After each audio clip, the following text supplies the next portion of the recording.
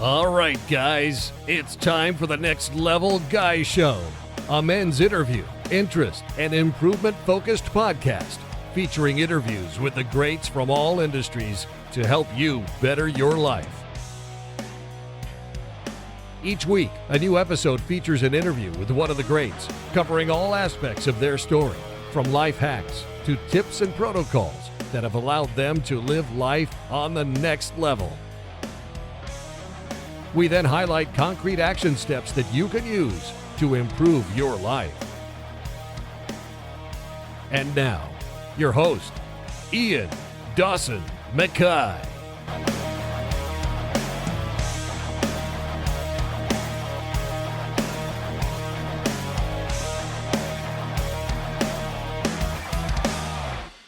And today's guest is Andy Torbet.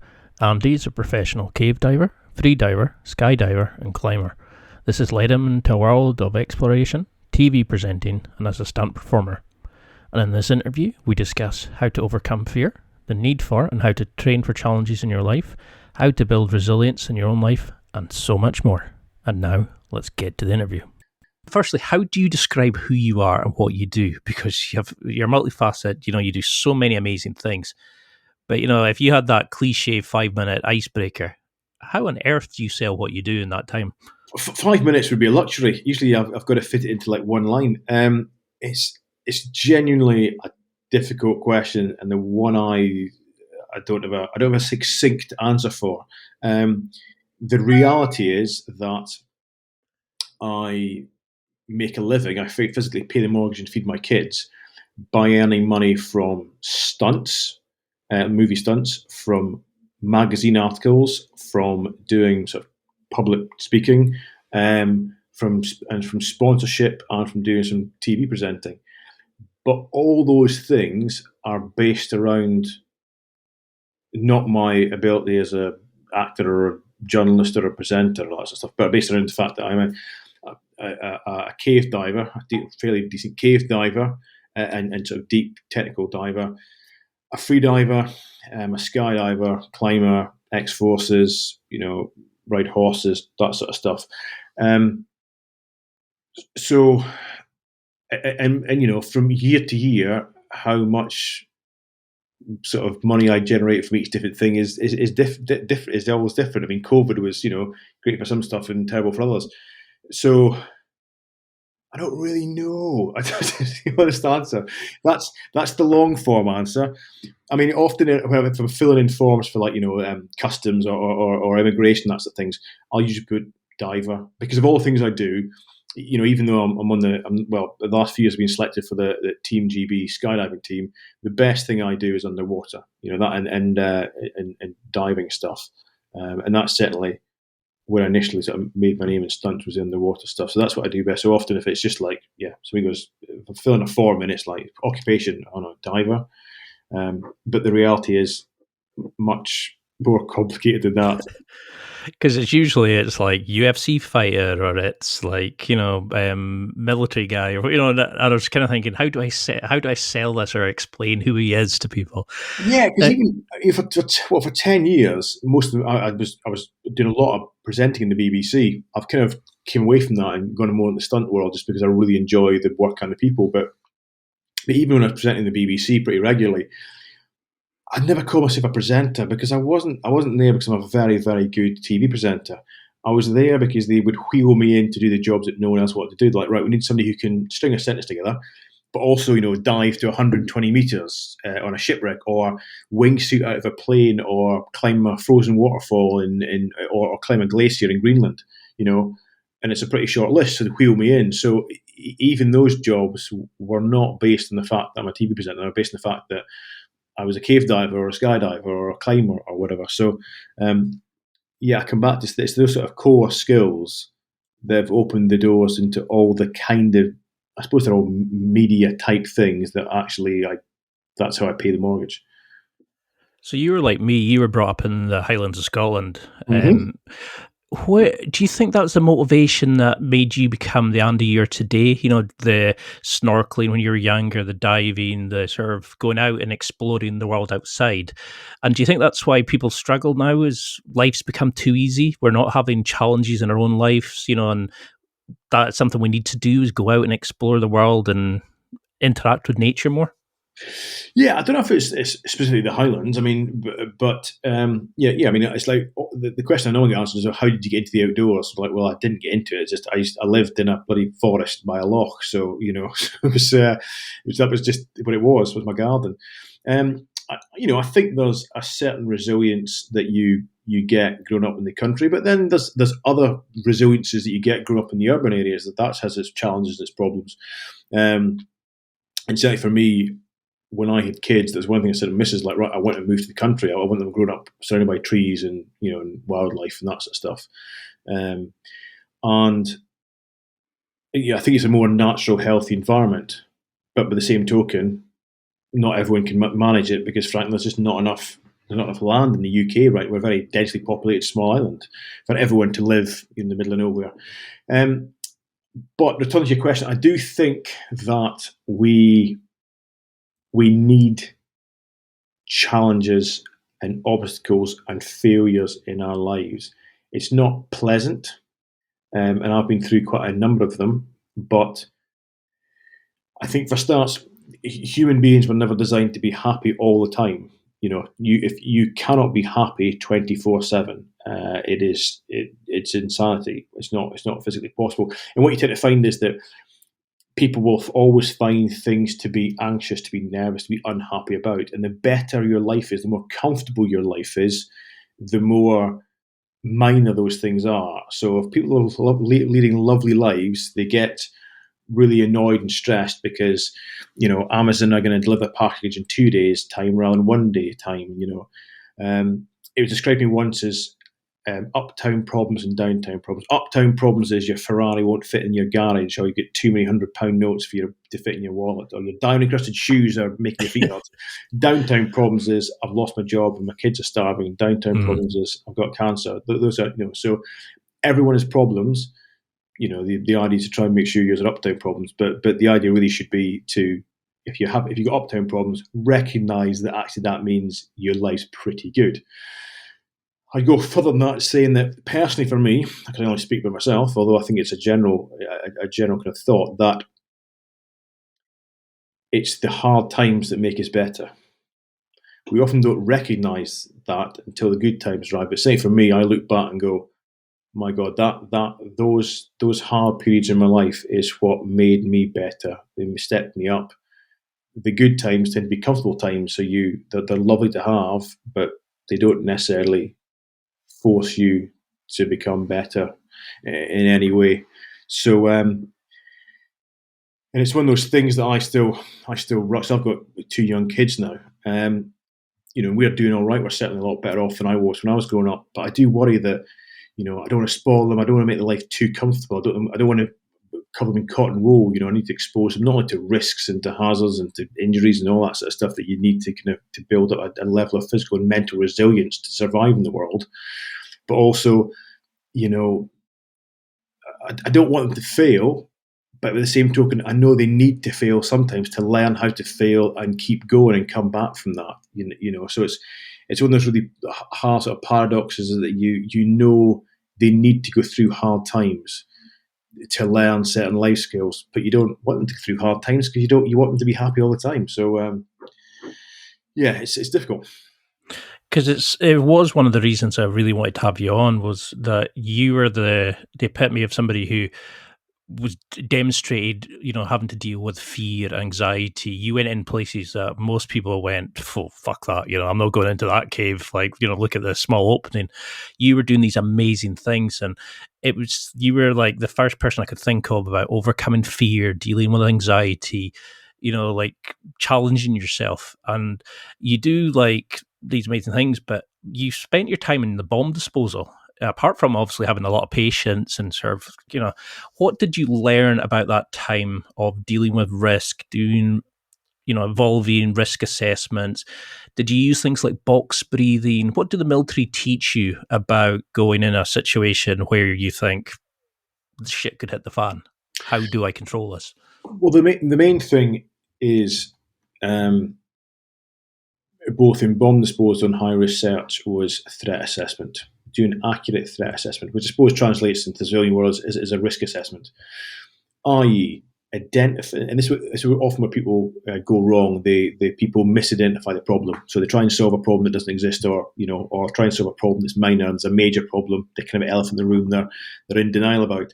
But in the case of these sort of dangerous things, or seemingly dangerous things that I do, what is key is you start off and you go, right, where are the risks? The important ones. I'm not worried about risks that might give me a scraped knee. I think it's going to kill me. So where are the risks? And once you identify those risks, you go, right, where can I stop them from happening? And the chances are you can. You'll never be 100% certain that you can completely nullify risks. So what you then go, right, how can I mitigate those risks? How can I reduce the chance of those happening? To an acceptable level. If I can reduce a risk from happening, and that might be 1,000,000 to 1, all right, I'll run with that. And if you can't reduce that potentially fatal risk to a small degree, you go, okay, in that case, I'm going to assume it's going to happen. I'm going to plan it, and I'm going to work and operate on the basis that fatal problem is going to happen. What am I going to do about it? In that moment. And therefore, what skills and what equipment will I need in that moment to save my own life? So, for example, in diving, I normally dive with what they call a closed circuit rebreather. It basically recycles one breath and allows you to go much deeper for much, much longer. It's the exact same technology that they use in EVAs and spacewalks. So, never failed me. But clearly, if it does fail me underwater, I'm going to die. It's not going to be a broken leg or a twisted ankle or that stuff. It's going to be you're going to die. Cave diving is and deep diving is a very binary sport. It all goes well and you're okay. It goes badly, but you fix it and you're okay. It goes badly, you don't fix it and you die. That's kind of it. So, as I say, my rebreather never failed me. However, I assume it's going to fail every time I get in the water. And I assume it's going to fail at the worst possible moment. So, for example, in a cave dive, say I'm going to dive, I'm going to swim into this cave a kilometre, turn around and swim back. The worst time for it to fail is at that 1 kilometre, it's the furthest point. So I carry enough bailout gas, enough basically backup breathing gas to get me out. So, and by doing this, you can make seemingly dangerous things acceptably safe. Nothing's ever 100% safe, but you can manage that risk. And therefore, that's the first part of managing fear. Once you understand the problem and you understand what can be done about it, so you actually understand how dangerous something is, not how dangerous it appears to be, there's a lot less to be scared about. Take skydiving, for example. When you first jump out of an aircraft, when I did it, my God, you're shitting yourself. You jump out of a fucking plane at like 15,000 feet. Of course, it's terrifying. It's be mental if you want. But what you do is before I learn a lot about the equipment and the physics about how the equipment works, and actually the safety ratings and statistics from both the UK and the US parachute associations, which basically covers the world, finding out what went wrong. And actually, skydiving is one of the safest sports you can do. Genuinely, statistically, one of the safest sports you can do. There are millions of jumps with maybe, I think it's like one fatality every 3.4 million jumps, but it's ridiculously safe. And then you look at, right, where people are getting killed or injured. And actually, a lot of it is not equipment error. It's people doing stupid things in the last few hundred feet under good canopy. So getting stressed if your canopy not open. Canopy is normally open. If you don't, you've got reserve. People are getting hurt because of decisions they've made, basically bad driving. With a parachute in the last few seconds before landing. So, but again, by the motto of the parachuting school, the military parachuting school, was knowledge dispels fear, and I believe in that. If you understand the risks, you mitigate those risks. You understand how you've mitigated them, and obviously, finally, what you're going to do when it all goes wrong to make sure you're confident you have those skills and the right equipment for that. Then jump. It's easy. Because there's nothing to be scared about anymore. I mean, I've done one for a skydive for a charity, and it was like 10,000 feet. And I remember speaking to the guy beforehand, and that's what he said, is when you don't think about all the silly things people worry about and actually look at what potentially could go wrong, and then look at the alternative, like safety mechanisms. He said it's really safe. It's just when you go up in the plane for the first time and you're looking going, why is that not got a door? And, Yeah. your brain kind of goes, hey, wait a minute here, what's going on here? Like, um, So you beat the brain there, and that's a very good point. I've mentioned before. Is the idea that we've all got this caveman or cavewoman, depending who's listening, and it sits in the back of our heads, and effectively that's fear. Fear is your friend, right? Fear. People think fear is a negative thing. It's not. Fear is a positive thing. It's a survival mechanism. The scared caveman in the back of your skull who screams at you. He's your mate. He is trying to keep you alive. Okay, that his primary concern is your safety and well-being. Not he doesn't care whether you're having fun or not. He doesn't care whether you're impressing anybody. All he cares about, doesn't care if you're earning any money. All he cares about is that you're safe.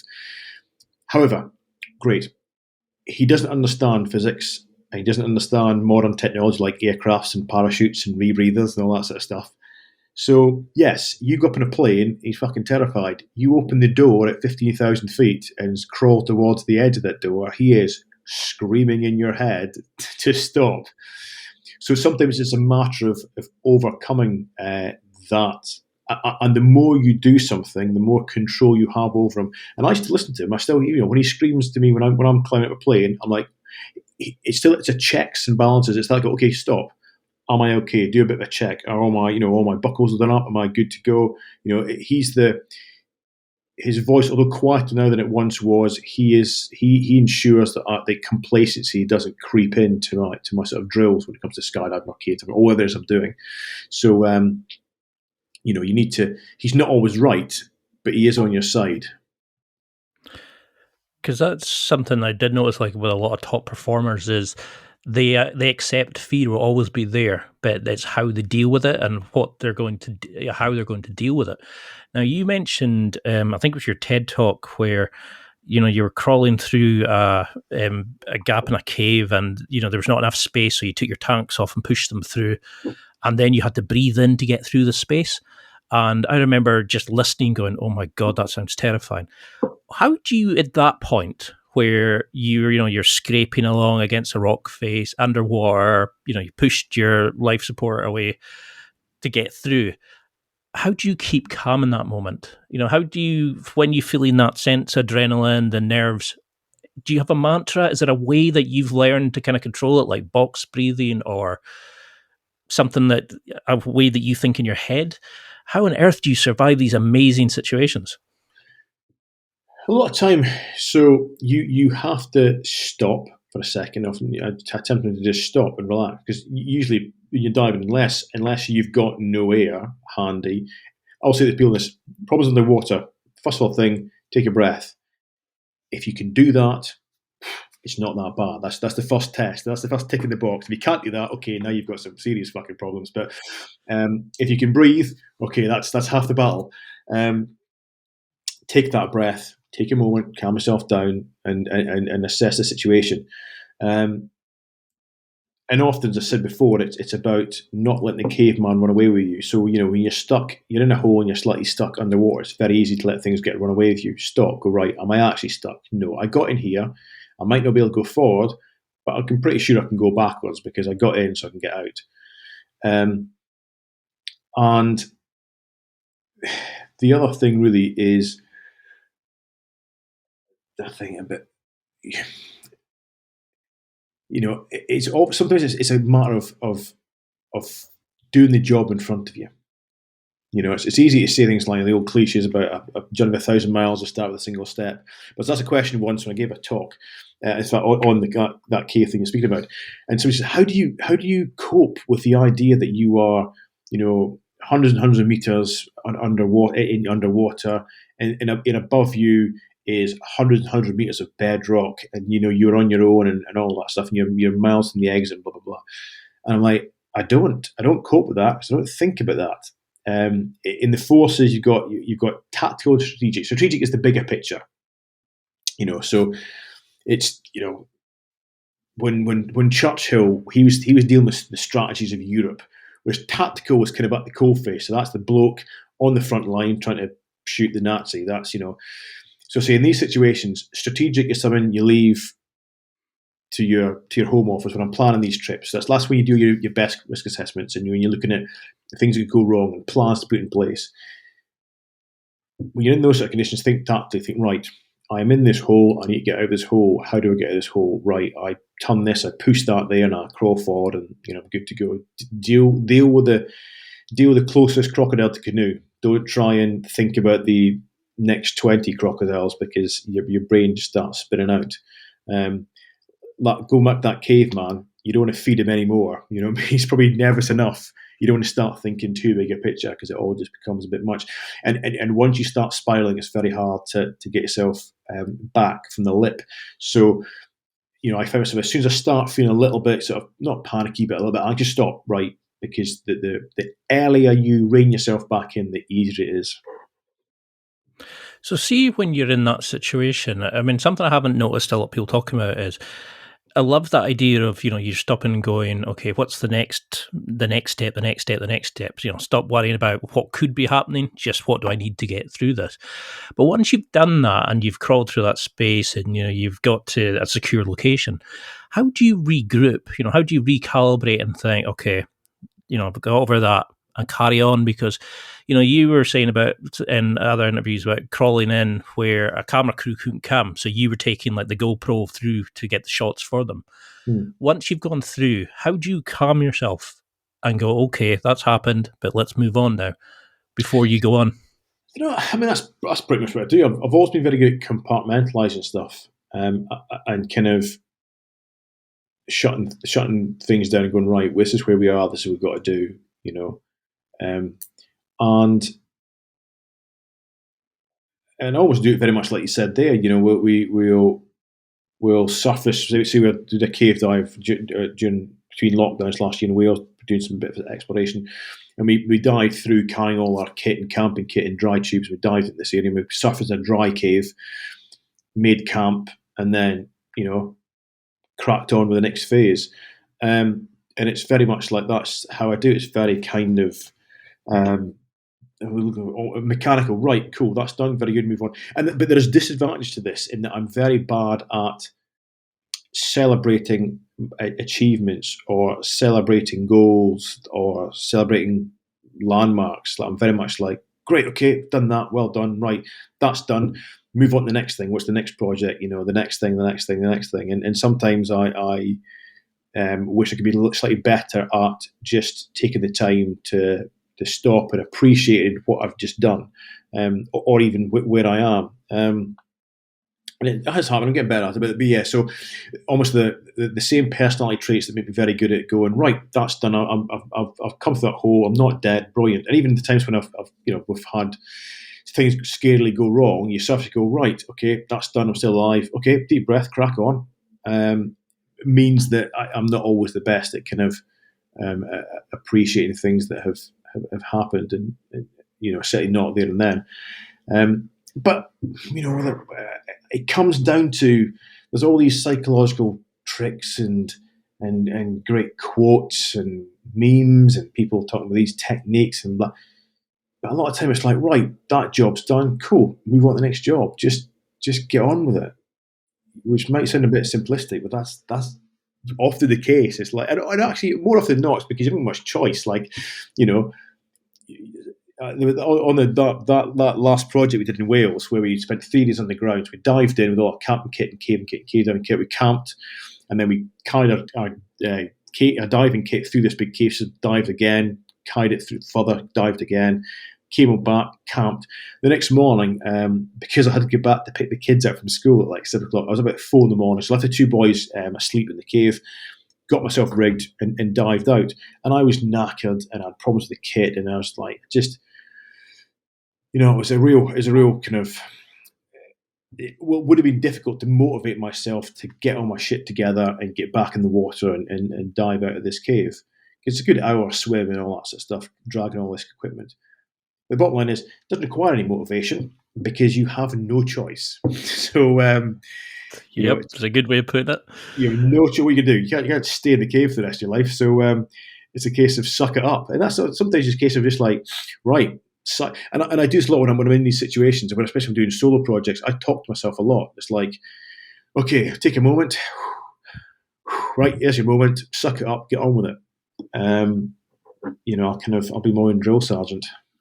Because I've had Dean Stott on the podcast. I don't know if you know who he is. And he was mentioning about when he was in the Special Forces, what they did was like hot debriefs after it, where they went through, what went right, what went wrong, how could we fix it.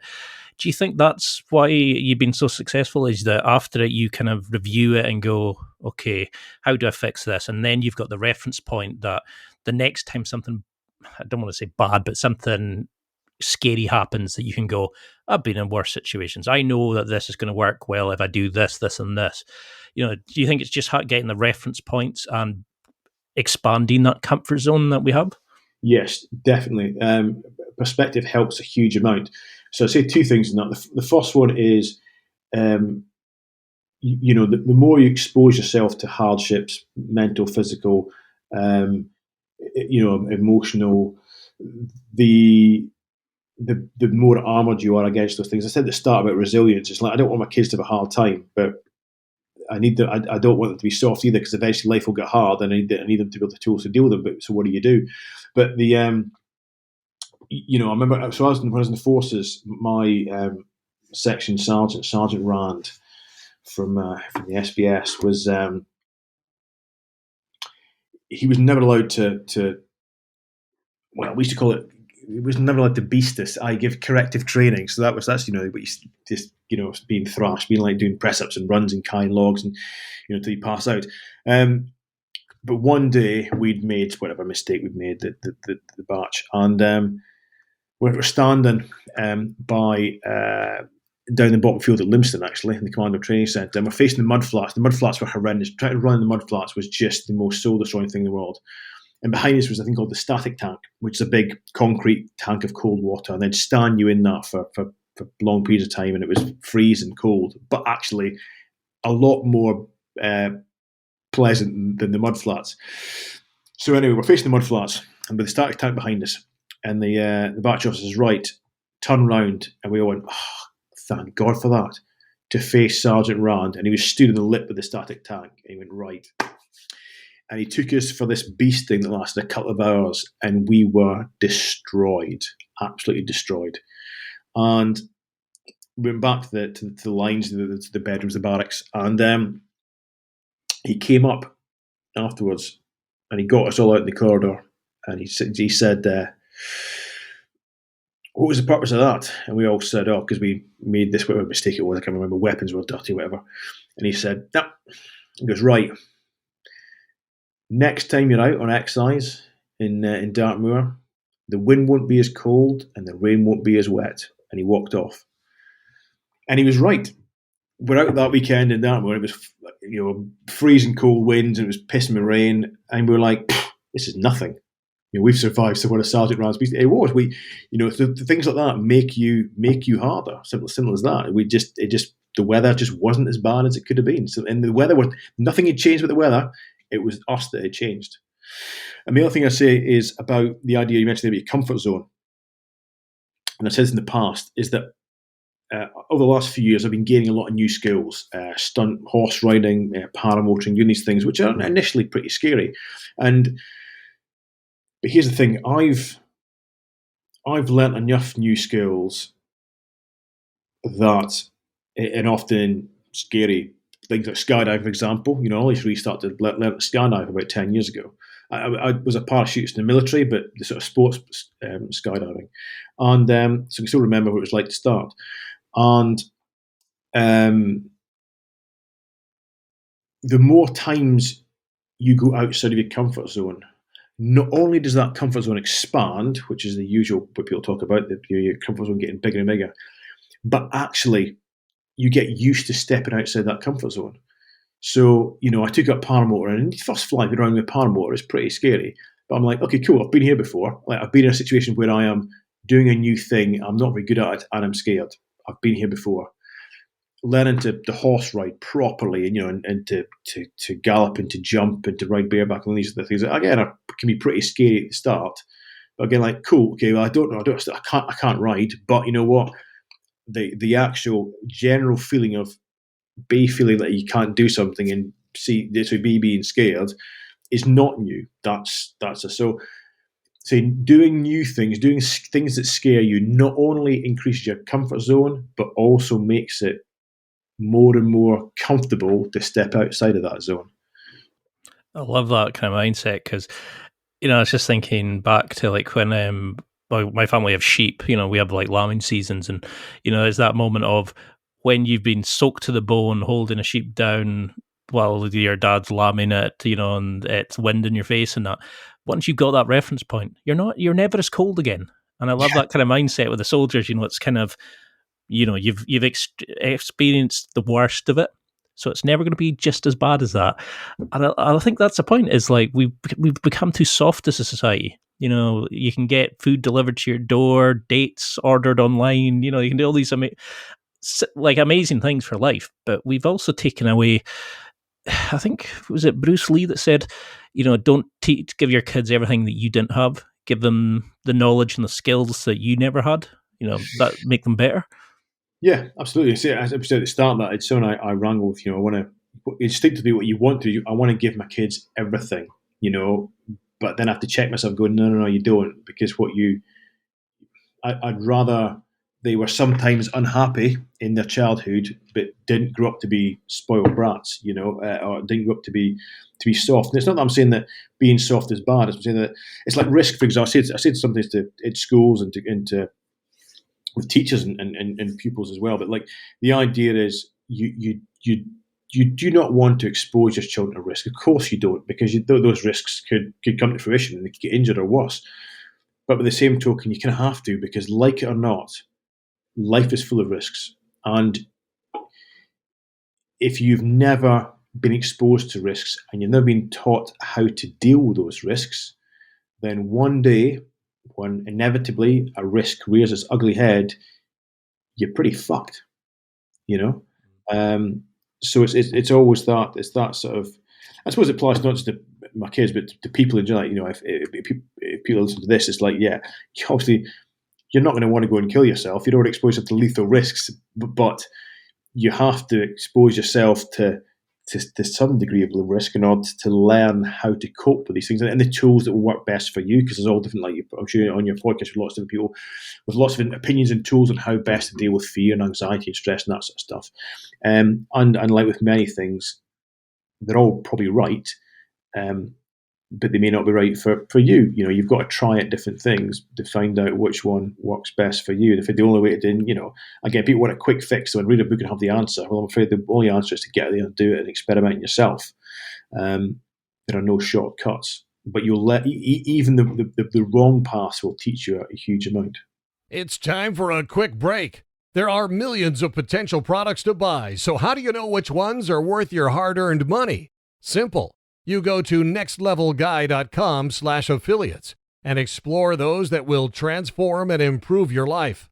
You'll find deals, listener exclusives, and special offers with some great companies. Recommendations are 100% honest and only on items Ian has tried or believes in. The companies showcased will make you a better man in all areas of your life. Simply go to nextlevelguy.com/affiliates and level up. Because it's something people have mentioned is, that you're going to feel the fear anyway, but some people have said, you train so much and you get your skills to such a high level that you fall back to the level of your training, not to the situation. So that, even if you have gone out your way and gone in a really bad situation, you can at least know that your skills will kick in. Would you agree with that? That, it's the fact that, because you started diving when you were like really young, some would say, oh, was that your youthful confidence overtaking like a more sort of mature way of looking at, like seeing the dangers?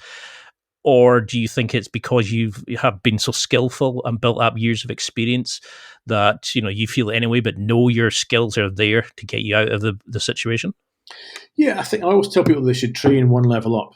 So, if let's take diving because it's a really good kind of example because it's got figures in it. Say that you never want to dive deeper than 30 meters, for example. I would say, cool, train to 50. Train to 50, which means if anything goes, if the shit's the fan at 30 meters, you've got a bit in the bag. If you're absolutely at your maximum level of competency and skill and mental fortitude, and then something goes wrong, you've got no room for error. And obviously, it gets to a point when we're doing sort of pinnacle dives or pinnacle skylight. But some of the big projects we've got planned, cave diving wise, you get to the point where you are diving at your absolute limits, but that's something you've got to accept to sort of push the boundaries. But so I always think what's the old adage in the forces, train hard, fight easy. That you want to be training harder than you're going to fight. So if you're I'm sure marathon runners would disagree with this. It's probably not a very good analogy, a very accurate analogy. But if you want to run 26 miles in a race, maybe train to 28 or something like that. So and as far as I do think that one of the reasons that I don't get scared before a cave dive, I don't get scared before skydiving, but that's because I've done so much of it. I do still foster that little. I try not to, and I never want to lose a little caveman because the little caveman, that tiny little bit of fear, you want to keep hearing because that's a reminder. Mate, check your kit. Mate, check this. Mate, what's the clouds doing? Mate, what's the water doing? Whatever. Because complacency can kill it, and it often happens if you look at the statistics. And I do a lot of research on sort of finally action reports because I always think, right, something's gone wrong with somebody. Is that something that could affect me?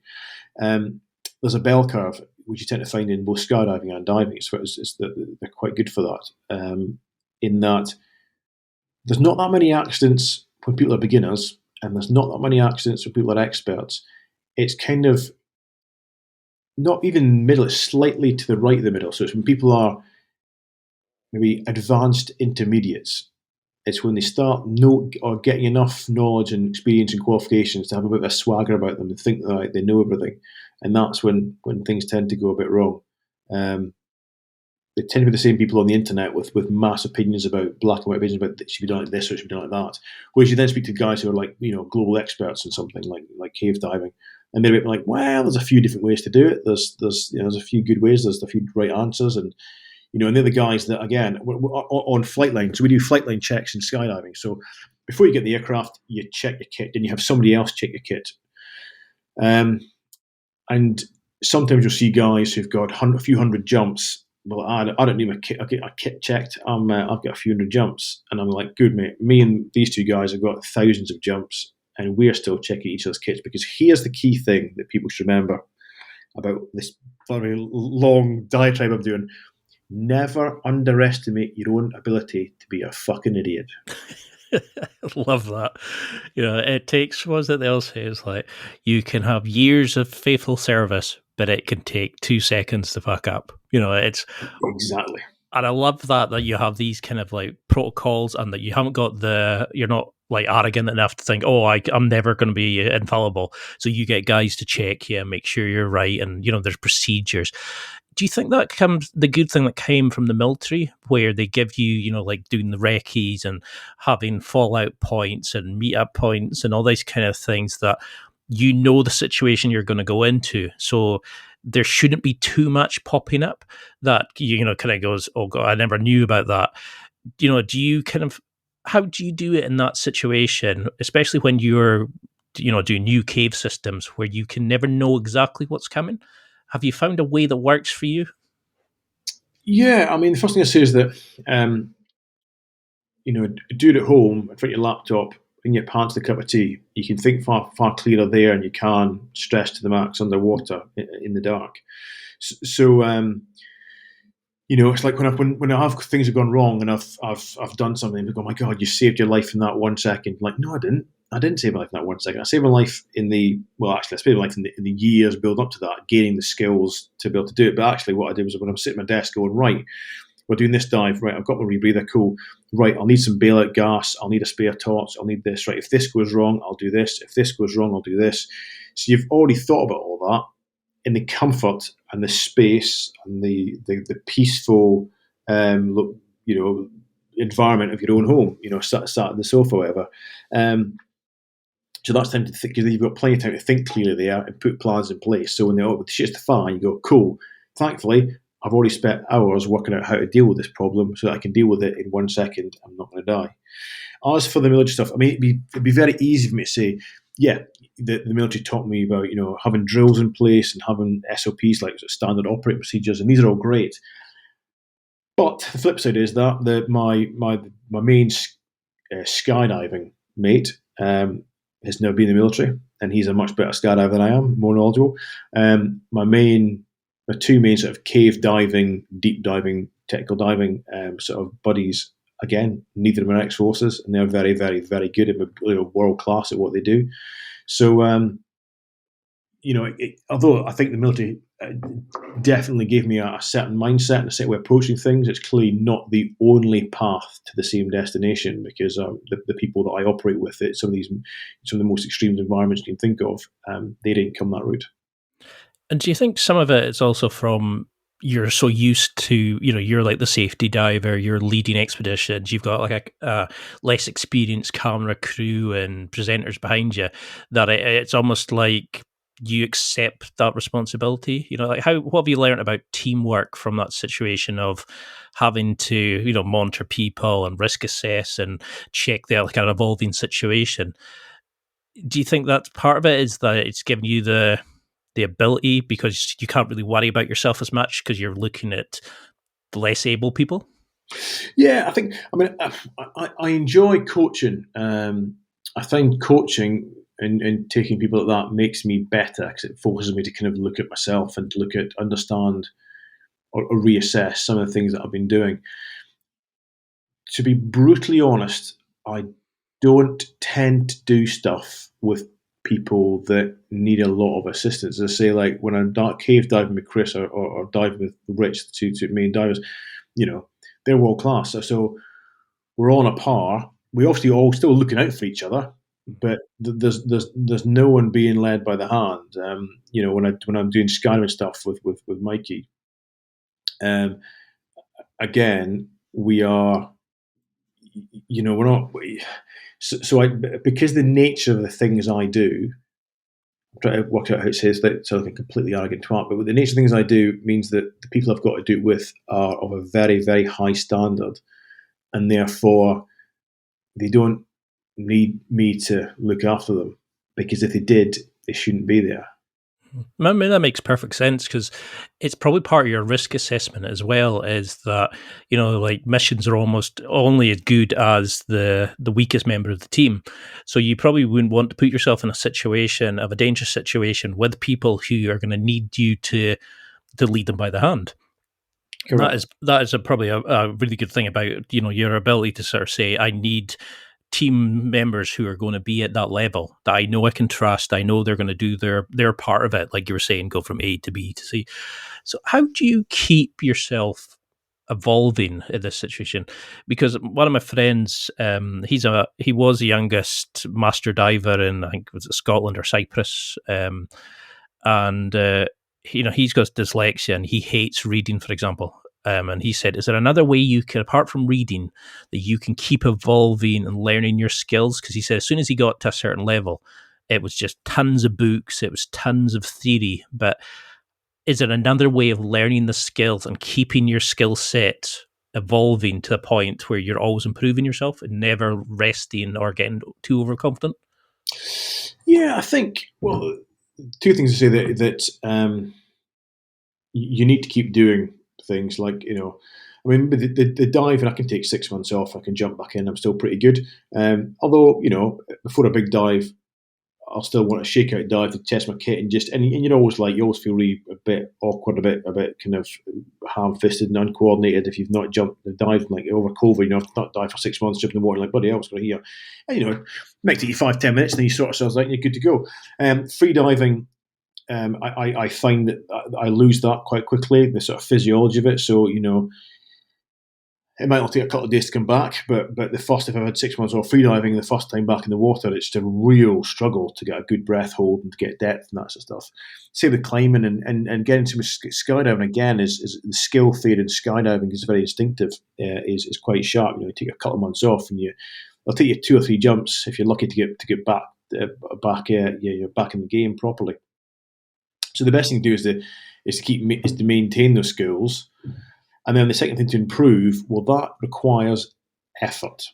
And it's very easy to get to a certain point and then just keep doing the same thing, which means you're just gonna stay at the same level. And if that's what you want to do, that's not a problem with that at all. But that's, if you want to get better, it requires more effort. And the slightly disappointing thing is that the better you get, the more effort it takes to go one level up.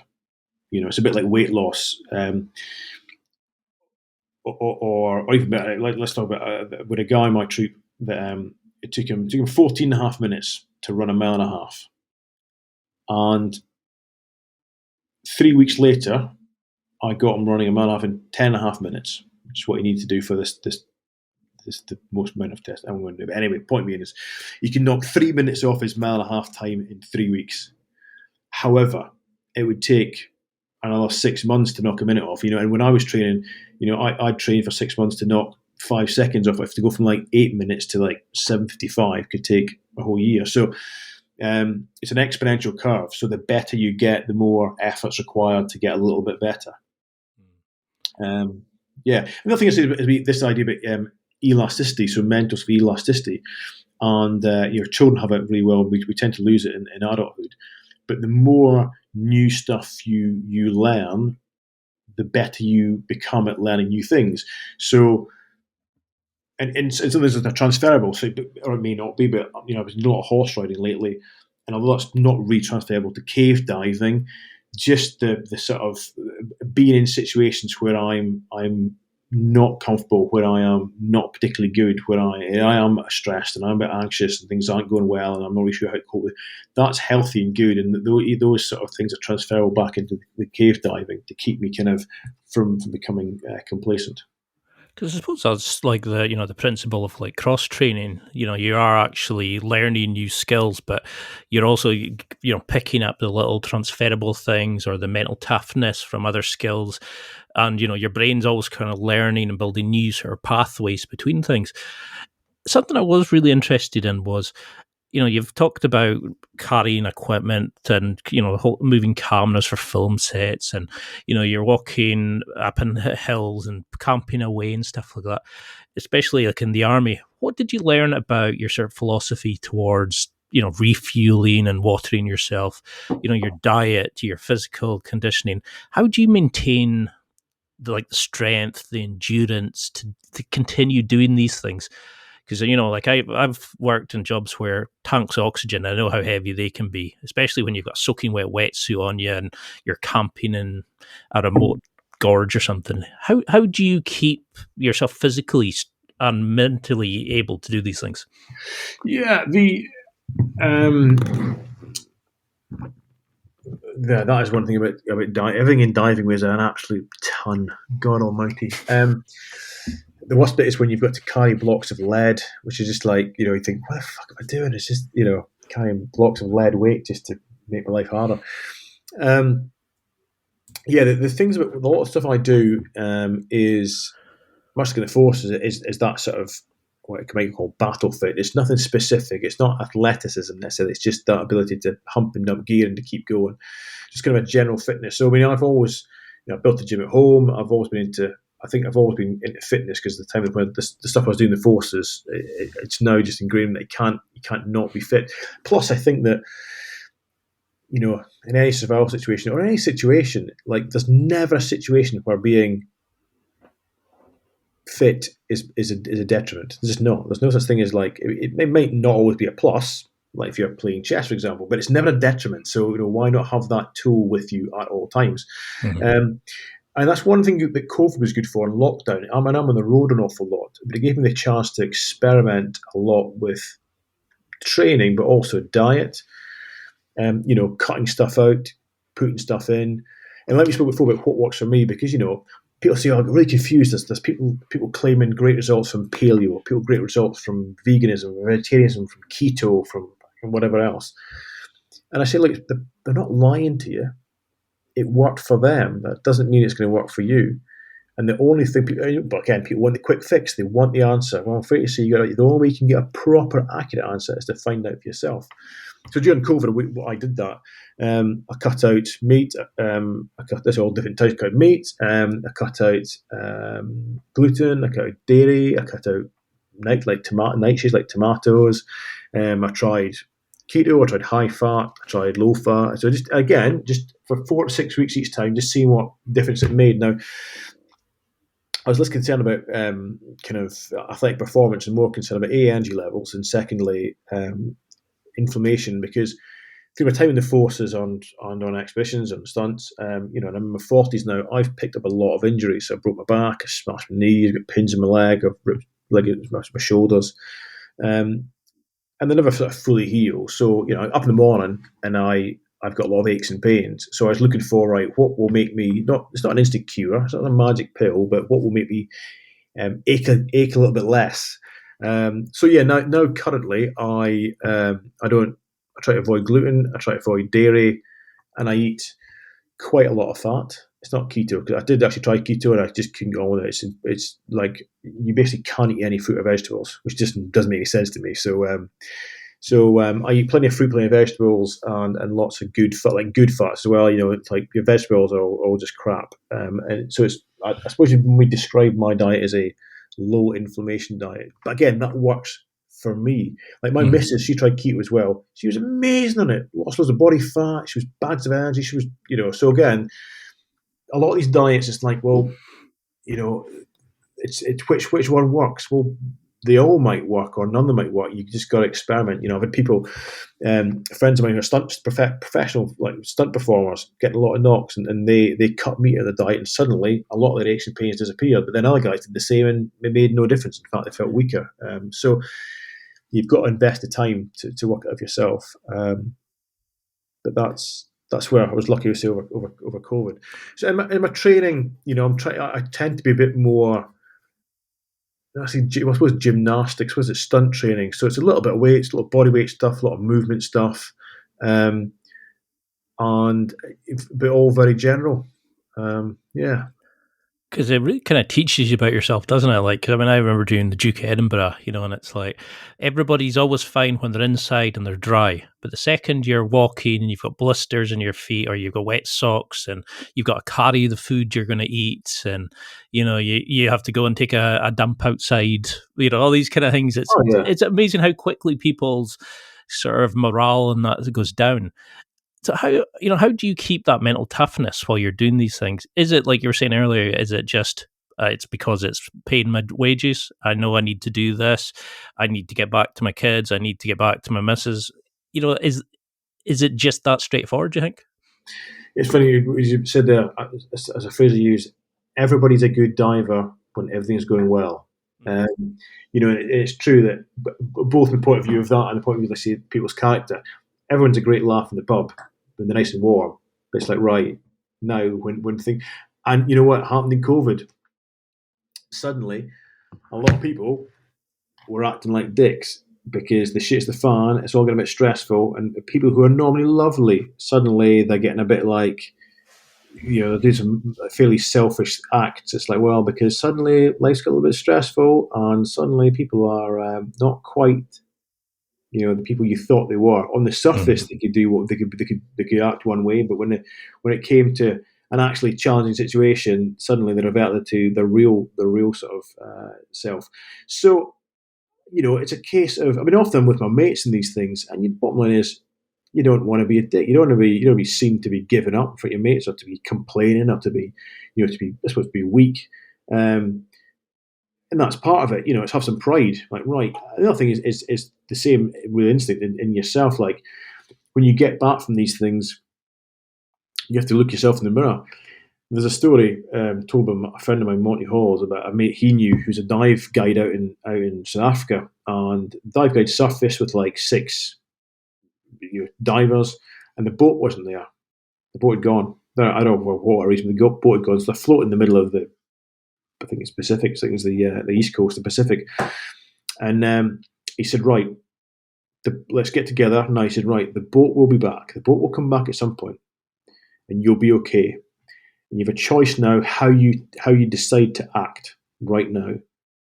And how you decide to act right now will be with you for the rest of your life.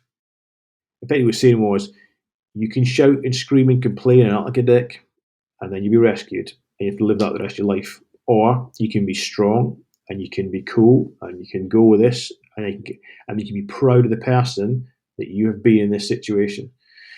So sometimes it's that you got to think about, and it's decisions that I've made with TV and stunts and some of the career decisions I've made over the years in turning stuff work down, and I've been offered a lot of money to do stuff, and I've gone, yeah, but I need to go home and I need to look at myself in the mirror. I need to look at my kids. And again, I mean, with telly stuff, somebody's go, oh, can you just say this about the skydive? Like, no, why not? It's really exciting, really cool, and the audience won't care. Yes, but one of my friends, a skydiver, might watch this, and then he's going to take me to task and ask me why the hell I said that, which isn't true about skydiving, and he'd be right to do so. So yeah, I think it's holding yourself accountable. I love that, because a lot of people aren't at the minute. Well, things were going fine, and then suddenly, everybody's bulk buying toilet roll and causing mayhem, and I'm thinking, you wouldn't do that normally. So why do you think it's acceptable in a situation like this? Be the person that you would want to be leading. Look for the guy. Be the person that you would wish was leading the group of you to get to control the situation. Do you have a recovery protocol? Is there something that you can do away from this, away from the adrenaline, away from the madness? Is it just with the kids? Is it just being a normal life, just to kind of reset yourself and before the next mission? Or do you just think, well, that's my work, I'm going from freelance to freelance job, I just get on with it? You kind of get on with it. I mean, I do try and spend some time at home, because I quite like spending time in my house. I like my house. I like my kids and my missus. I like being at home, and I have to program stuff in, because I've tried the past where I've been like, right, I've got this 7-day thing, and then I'll do another 7 days, and you realise you can't fit 28 days into 28 days. You need 40 days, because you need a few days off to recover, and just to do stuff like wash your kit and tidy stuff away and repack. I mean, you can't actually just go from job to job. It's impossible. I've never been a very good sleeper, but I've been working on that a lot lately. But yeah, I mean, I try and program in time at home, where it's not just to recover. It's because I actually like spending time, in my house. I like spending time at home. There's nothing wrong with that. I think often people see it's like, oh, it's not cool. You got to be on the road. You be on the ground. There's nothing wrong with spending time in your own house with your own family. That's just not a problem at all. It's like that grind 24/7, and it's complete garbage. Yeah, like if you like, I like sleeping. I like going to bed. I'm not always that good at it, but when I'm at home, it's not always possible. But I'll attempt to put the kids to bed at 7 o'clock on the dot, because they're still quite small, and then 7 till 9:30 is our time. We'll watch a film, or she got me into sort of, now and again we'll play the odd bit of computer game. Love a bit of Witcher 3. So Good choice. yeah. Because, and there's pros and cons to this, and there's genuinely pros and cons to this, but my hobbies are also my job. So, I love skydiving, and I love cave diving, and I love freediving. And my mates, so like the people who come to my wedding, they're all stunties and skydivers and cave divers and things like that, because that's what I do with my spare time and my non-spare time. That's, like the weekends in the summer when the weather's good, I'll take the camper van down to the drop zone in Devon, and I won't be getting paid to do it. It's not for any work stuff. It's just because I like skydiving with my mates. So So yeah, kind of the things I do to relax from cave diving and skydiving and what have you is cave diving and skydiving.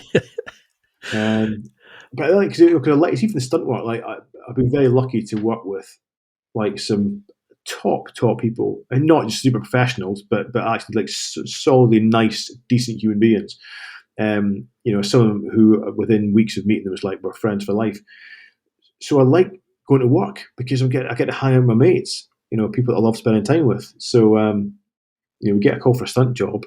And I'm like, who's on the crew? Oh, these guys. Oh, brilliant! That's great. It's kind of like a bit like going on holiday. I So love that yeah, kind of mindset. It's like it's not work; it's going with friends. It's not a dangerous situation. It's an adventure with my friends. I get yeah. to go and enjoy this. It's not like, oh god, I'm going in a scary situation. It's, hey, I get to go and have a great laugh and explore some caves with my friends. It's Well, that's it. I mean, the projects, fortunately, I get a lot of control over, so I can kind of choose who's on there, and I'm going to choose my mates. A, because they're my mates, and B, because they're very, very, very good at what they do. You can't just be my mate. I've got mates in the village that I live in. They can't cave dive. They're not coming on a cave diving expedition. Um, but and another thing I think is having some putting down some roots, because I moved around that much that I didn't really do that, and also the idea of giving back. So I don't speak about a huge amount, but I'm quite heavily involved with like mountain rescue, cave rescue, and sort of water rescue, especially in my local area, and that's something sort of outside of what got nothing to do with work. It's got no real crossover to work. I suppose the climbing has a little bit. The cave and cave. Well, I do cave diving rescue as well, but it's not for that. It's just using the skills we have to help out. Um, and it's good. That's good to do, because I'll go out on a Sunday and I might run some sort of cliff rescue, because I teach some of the cliff rescue stuff with the guys in the local area, and that's just for itself. There's no angle to that. There's not writing articles on it. I'm not promoting it on social media. I'm not making a film about it. It isn't helping my stunts. I do it just because um, you know I enjoy doing it, and it's rewarding. Um, and especially so when you get a call out and you're in a situation where you can help somebody. So I find having that, which is completely outside of what I do for work slash hobby, is a healthy thing. And uh, to be fair, my boys, because I've got two boys, a 4 and 6 year old, think it's cool. Even though we don't do huge amount, but where are you going to do that? I'm off to do rescue training. I think that's well cool. So I love that. Like it's amazing what, like, how. I mean, I've got so many questions still for you, and I know we're on 7 just now, but I would love to have you in around 2, because there's so much stuff. I think we're just sort of touching the surface, and I find you so easy to talk to, and you're so engaging, and I think that's why you've been so good at presenting. But until we can get around 2, and what would you want people to remember from this? How could we start getting our own adventures, and how can we start becoming more Andy Torbet in our own life? so I was asked the question once. Again, at the end of a talk, what's the secret? And I was like, what do you mean? He goes like, well, you see these guys like Leo Holding and people like myself now making a living from invention. What's the secret? And it made me think. And I was like, yeah, you're right. I asked the same question when I first started. I looked at these, your Ronald Fines of the world, or your, say, Leo Holdings was a good example in the climbing world. Like, how the hell do you make a living as a climber? How the hell do you make a living as a diver? And not a commercial diver, but like a sort of adventure explorer, whatever you want to call it. And so I wrap my brains, like I try to find this out. And you go at this and try and look at, well, how do you manage this? And you go, right, well, while I'm trying to figure it out, I'm gonna go and do a little project where I'll go and dive in the highest loch in Scotland, lake in England, and Llyn in Wales. Cool. And I still couldn't figure it out. But anyway, so I wrote an article on that. But anyway, I couldn't figure it out. So I'll go and do this solo cave diving project in Scotland, and that'll keep me ticking over. And eventually, you wake up and you're doing it. And the secret is, and I know it sounds cliched and a bit kind of predictable, but the secret is there is no secret. The people out there doing these things are not any better than you. They just got off their arse and started. And it comes back to that idea of like, how do you get to this end goal? Well, don't worry about that. Worry about just take the first step. So if you want to become a professional, underwater explorer, all right, well, first of all, can you dive? If you can't dive, go and learn. Once you learn, go and jump in places where no one else has dived before. It might be rubbish, it might not be, but just make a start. No one is an overnight success. The people who are overnight successes usually spend years and years and years of grafting to get to the point where they become an overnight success.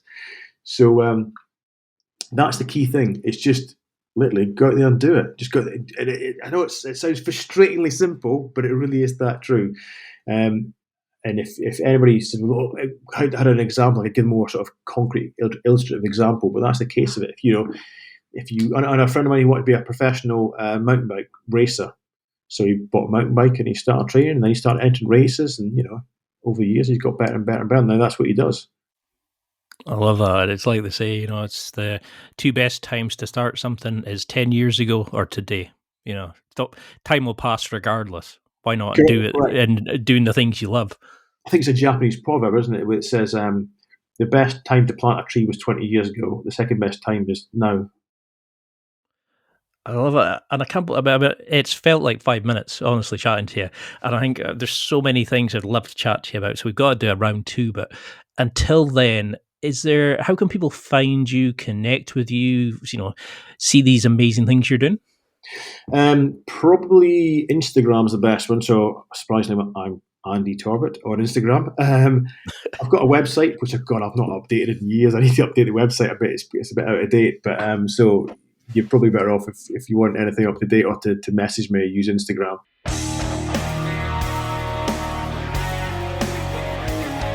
Well, that's it for another week, and thank you for listening. It's now time to take what you've learned and use it to develop and enhance your life with the key points mentioned. Listen, try it, embrace it, use it, and crush it. Now's your time to hit that next level in your life. If you liked this episode, then please leave a comment on the show notes or a review of the show on your podcast platform. Everything helps evolve the show. Until next week, keep seeking the next level in your life.